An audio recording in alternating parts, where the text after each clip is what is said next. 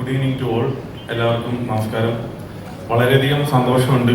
എൻ്റെ ജീവിതത്തിൽ എല്ലാം സംഭവിച്ചിരിക്കുന്നത് എൻ്റെ കമ്പനിയുടെ പേര് പോലെയാണ്, മാജിക് ഫ്രെയിംസ്. അപ്പോൾ ഒരു മാജിക്കായിട്ട് ഞാനിങ്ങനെ എൻ്റെ ലൈഫ് ഇങ്ങനെ കൊണ്ടുപോയിക്കൊണ്ടിരിക്കുകയാണ്.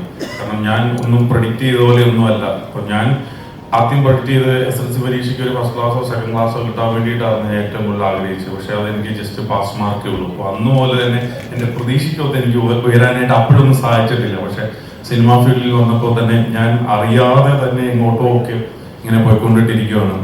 അപ്പോൾ ഇന്നലെയും ഞാൻ നടത്തുന്ന മാജിക് ഫ്രെയിം സിനിമാസിൻ്റെ 36ാമത്തെ തിയേറ്റർ ഇന്നലെ ഇനാഗ്രേഷൻ നടന്നു. അപ്പം ഈ മാസം തന്നെ വീണ്ടും ഒരു 4 തിയേറ്ററൂടെ പുതിയതായിട്ട് തുടങ്ങുകയാണ്. അപ്പോൾ അതുകൊണ്ട് ഞാൻ സിനിമ ഫീൽഡിൽ ഇങ്ങനെ ട്രാവൽ ചെയ്തുകൊണ്ടിട്ടിരിക്കുകയാണ്. എൻ്റെ ആഗ്രഹങ്ങൾക്ക് അപ്പുറമായിട്ട് ട്രാവൽ ചെയ്തുകൊണ്ടിട്ടിരിക്കുകയാണ്.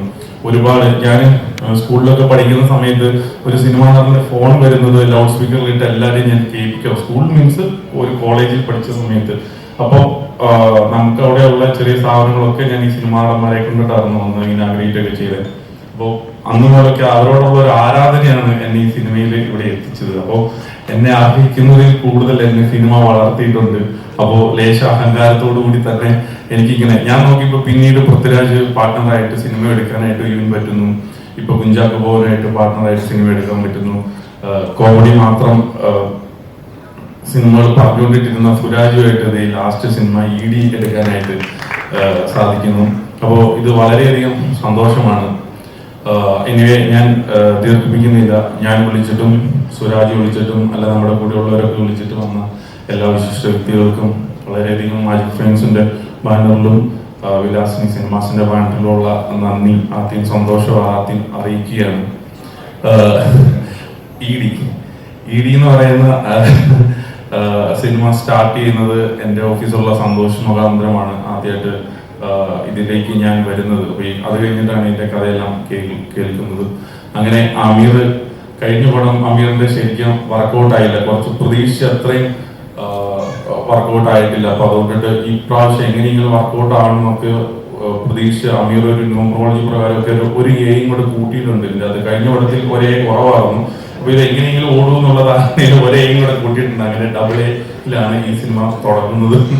അപ്പൊ ഒരുപാട് പുതിയ ടെക്നീഷ്യൻസ് എന്നോടൊപ്പം ഒക്കെ വർക്ക് ചെയ്യാനായിട്ട് സാധിക്കുന്നു. വളരെയധികം സന്തോഷം. ഈ സിനിമ സുരാജേട്ടനുമായിട്ട് വർക്ക് ചെയ്യുമ്പോൾ എനിക്ക് ഒരു കാര്യം ഉറപ്പാണ്, സുരാജ് വെഞ്ഞാറമൂട് എന്ന വ്യക്തിയുടെ അപ്പം അദ്ദേഹം ഒരുപാട് സിനിമകളൊക്കെ അഭിനയിച്ചിട്ടുണ്ട്, ഞാൻ കണ്ടിട്ടുണ്ട്. വളരെ ഇഷ്ടപ്പെട്ട ക്യാരക്ടറുകൾ അദ്ദേഹം ചെയ്തിട്ടുണ്ട്. പക്ഷെ ഞാൻ ചലഞ്ച് ചെയ്ത് പറയുകയാണ്, ഈ സിനിമ സുരാജ് വെഞ്ഞാറമൂടിന്റെ കരിയറിലെ ദ ബെസ്റ്റ് സിനിമയായി മാറി എന്നാണ് എൻ്റെ ഒരു പ്രതീക്ഷ. തീർച്ചയായിട്ടും. കാരണം അദ്ദേഹം അത്രയ്ക്ക് നന്നായിട്ട് പെർഫോം ചെയ്തിട്ടുണ്ട്. ഇപ്പൊ സുധീറേട്ടനായിക്കോട്ടെ, സുധീറേട്ടൻ ചെയ്യുന്ന എല്ലാ ക്യാരക്ടറുകളൊന്നും എനിക്ക് അത്ര ഇഷ്ടമല്ല. പക്ഷെ ഈ സിനിമയിൽ ചെയ്ത ക്യാരക്ടറൊക്കെ അതിഗംഭീരമായിട്ടുണ്ട്. ഈ സിനിമയിലുള്ള പെർഫോം ചെയ്തിട്ടുള്ള എല്ലാവരും അതിഗംഭീരമായിട്ട്. സുധീറേട്ടൻ ചുമ്മാ തമാശ പറഞ്ഞിട്ടോ, അടുത്ത പ്രാവശ്യം ചുമ്മാ ശമ്പളം കൂട്ടി പറയുന്നത്.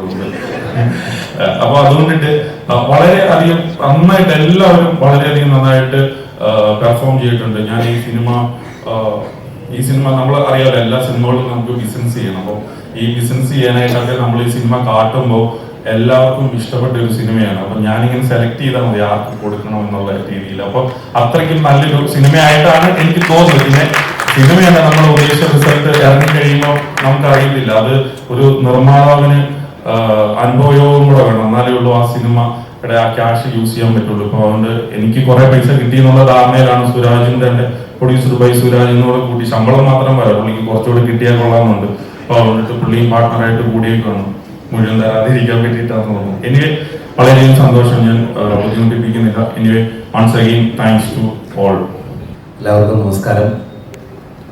ഞങ്ങളുടെ ക്ഷണം സ്വീകരിച്ച് ഈ ഓഡിയോ ലോഞ്ചിനെത്തിയ എല്ലാവർക്കും ഹൃദയത്തിൻ്റെ ഭാഷയിൽ സ്വാഗതം അർപ്പിക്കുന്നു. നന്ദി. ഇന്ന് ശരിക്കും പറയാം അങ്കിത് മേനോന്റെ ഡേ ആണ്. എന്നാലും 1-2 കാര്യങ്ങൾ ചോദിച്ചതിനൊക്കെ ആൻസർ പറയാം. എൻ്റെ സിനിമാ ജീവിതത്തിൽ ഒരു പുതിയ കാൽവയ്പ്പാണ് ഞാൻ നടത്തിയിരിക്കുന്നത്. എൻ്റെ അമ്മയുടെ പേരിൽ വിലാസിനി സിനിമാസ് എന്ന പേരിൽ ഒരു ബാനർ വന്നു. ഞാനും ലിസ്റ്റൻ ചീഫ് ആൻഡ് മാജിക് ഫ്രെയിംസും ചേർന്നാണ് ED എന്ന സിനിമ നിർമ്മിച്ചിരിക്കുന്നത്. ശരിക്കും ഡയറക്ടർ ആമിർ വന്ന് ഇതിൻ്റെ കഥയും കഥാപാത്രത്തെക്കുറിച്ചും ഒക്കെ ഡീറ്റെയിൽ ആയിട്ട് പറഞ്ഞപ്പോൾ തന്നെ ഞാൻ ശരിക്കും ഒരുപാട് ചിരിച്ചുപോയി. ഇതുപോലുള്ള കഥാപാത്രങ്ങളെയൊക്കെ നമ്മുടെ വീടിൻ്റെ അടുത്തും നമ്മുടെ പല വീടുകളിലുമൊക്കെ കാണാറുണ്ട്. എനിക്ക് അതിയായ ഇഷ്ടമായി. ഞാൻ ചിരിച്ചു. ഞാൻ പറഞ്ഞു, അപ്പം തന്നെ ചോദിച്ചു, അവരെ ഇതിൻ്റെ ആരെങ്കിലും പ്രൊഡക്ഷൻ ഏറ്റെടുത്തിട്ടുണ്ടോ എന്ന് ചോദിച്ചു. അപ്പോൾ എന്നോട് പറഞ്ഞു ഇല്ല. അപ്പോൾ ഞാൻ ഉടനെ തന്നെ പറഞ്ഞു ഞാൻ പ്രൊഡ്യൂസ് ചെയ്തോട്ടെ, ഓക്കെ ഏട്ടാന്ന് പറഞ്ഞു.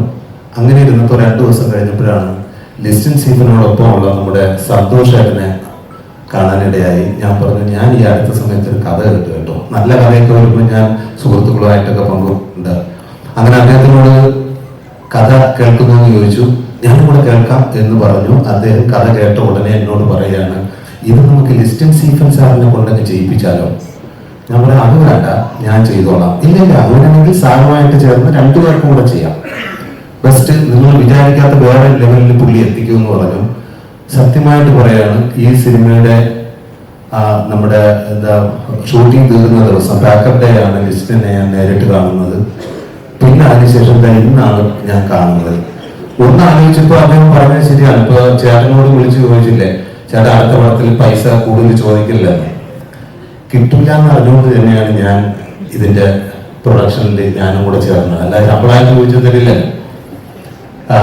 പിന്നെ ഇതിന്റെ ഇനി വേണം എനിക്ക് ലിസ്റ്റിനെ ശരിക്കും ഒന്ന് കാണാൻ. ഇവിടെ പോയോ?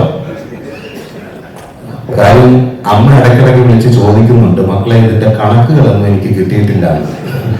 അമ്മയോട് എനിക്ക് കള്ളത്തരം പറയാൻ പറ്റൂല. അപ്പൊ സത്യസന്ധമായിട്ട് ഏൽപ്പിക്കുമെന്ന് ഞാൻ വിളിച്ചു പറഞ്ഞിട്ടുണ്ട്. അപ്പോ ശരിക്കും ഈ സിനിമയുടെ അരങ്ങിലും അണിയറയിലും പ്രവർത്തിച്ച എല്ലാ കലാകാരന്മാരും എത്തിയിട്ടുണ്ട്. എല്ലാവർക്കും സ്നേഹത്തിന്റെ ഭാഷയിൽ നന്ദി അറിയിക്കുകയാണ്. പിന്നെ ഇതിൽ 6 പാട്ടുകളാണുള്ളത്. 4 ഫുൾ സിനിമയിലുണ്ട്. അതിൽ 6 ഉണ്ട്. അതിൽ 2 ബീറ്റ് സോങ് ആണ്. എന്തായാലും ആ പാട്ടൊക്കെ നമുക്ക് കേൾക്കാം. പിന്നെന്താ, 20-ാം തീയതിയാണ് സിനിമ റിലീസ്. ഇതുവരെ നിങ്ങൾ എനിക്ക് തന്ന സ്നേഹത്തിന് നന്ദി പറയുകയാണ്. ഈ സിനിമ എല്ലാവരും തിയേറ്ററിൽ പോയി കാണുക. ഇനി 20-ാം തീയതിക്ക് ശേഷം സിനിമ സംസാരിക്കട്ടെ. Thank you very much. ഇതെല്ലാവരും പറഞ്ഞൊരു സൈക്കോ അല്ല, ഡാർക്ക് ഹ്യൂമറാണ്. എന്തായാലും വളരെ രസകരമായിട്ട് വന്നിട്ടുണ്ടെന്നാണ് ഞങ്ങളുടെയൊക്കെ ഒരു പ്രതീക്ഷ. ഗംഭീരമായിട്ട് വന്നിട്ടുണ്ട്. തീർച്ചയായിട്ടും കോമഡിക്ക് പ്രാധാന്യം കൊടുത്തുകൊണ്ടുള്ള കുറേ കാലമായിട്ട് ഞാനും ആഗ്രഹിക്കുകയാണ്. കോമഡി നല്ലൊരു കഥാപാത്രം അല്ലെങ്കിൽ കഥ കിട്ടണമെന്നൊക്കെ എല്ലാവരെ പോലും ആഗ്രഹിക്കുന്നു. പക്ഷെ നമ്മുടെയിലൊക്കെ വരുന്നതിന് പരിധിയുണ്ടല്ലോ. ബാക്കി നല്ല കോമഡി എല്ലാം ബീച്ചേട്ടനും നല്ല എല്ലാം ടൊവിനോ എല്ലാവരും കൂടെ കൊണ്ടുപോകാൻ കിട്ടുന്നതിൽ ദി ബെസ്റ്റ് ആണെന്ന് തോന്നി. അത് രസകരമായി വന്നിട്ടുണ്ട്. ഒരുപാട് ഹ്യൂമർ നിറഞ്ഞ സിറ്റുവേഷൻ ഉണ്ട്. നിങ്ങൾക്ക് ഒരിക്കലും പ്രയാസപ്പെടേണ്ടി വരില്ല. ഇപ്പോൾ ലിസ്റ്റൻ പറഞ്ഞതുപോലെ ഞാൻ ഇതുവരെ ചെയ്യാത്ത കഥാപാത്രമാണ് കഥയും. കണക്ക് വയ്ക്കണം, അത് തന്നെ. കണക്ക് താങ്ക്സ് നല്ലൊരു കൈ കൊടുക്കാം. Thank you.